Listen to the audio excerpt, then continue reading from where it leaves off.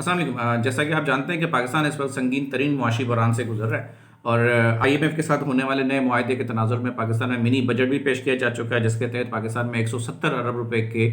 عوامی ٹیکسز، عوام کے اوپر 170 ارب روپے کے ٹیکسز کا مزید بوجھ جائے گا۔ تمام تر چیزیں جو ہے مہنگی ہوں گی، ہر چیز کی قیمت میں اضافہ ہوگا، جس کے اندر آئل بھی شامل ہے، جس کے اندر کھانے پینے کی اشیاء خود نوش بھی شامل ہے، جس کے اندر تمباکو نوشی بھی شامل ہے، جس کے اندر آپ کے ٹرانسپورٹیشن آمد و رفت اور مواصلات کے معاملات وہ بھی سب شامل ہیں۔ اس کے علاوہ آپ کی دوائیاں بھی ہوں گی، آپ کی اللہ آپ کا بھلا کرے، تمام وہ چیزیں جس کے اندر بجلی گیس ہے، جو بھی چیزیں مطلب وہ ساری چیزیں جن کا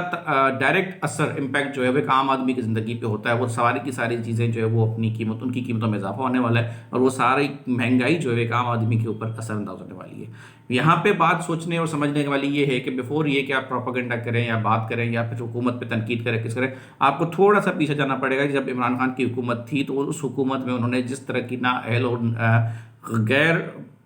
انتظامی امور، میں اس کو کسی طرح سے بھی انتظامیہ تھی، وہ ایک نااہل آدمی ہے، اس کے اندر کوئی اہلیت انتظامی امور کی تھی ہی نہیں، نہ اسے کبھی حکومت کرنا ہے۔ جس بندے نے کبھی کاؤنسلر کا آفس نہ چلایا ہو، جس نے کبھی کسی علاقے کے MNA MPA کا جو ہے وہ عوامی مسائل حل کا کوئی آفس نہ چلایا ہو، تو وہ اس بندے کو آپ ڈائریکٹ پرائم منسٹر بنا دیں گے، تو اس نے تو پھر یہی کرنا تھا آگے کہ بھینسیں بیچ دیں، گاڑیاں بیچ دیں، گاڑیاں بیچنے ہوتے ہوتے اس نے تاحے بھی بیچ دیے۔ عمران خان پہ بات کر کے میں تھک چکا ہوں، میرا عمران خان پہ بات کرنے کا موڈ نہیں ہوتا، نہ اس بندے کی اتنی اوقات ہے، نہ اس کا اتنا کوئی کیلیبر ہے کہ اس پہ بات کی جائے۔ بات یہ ہے کہ اس وقت ملک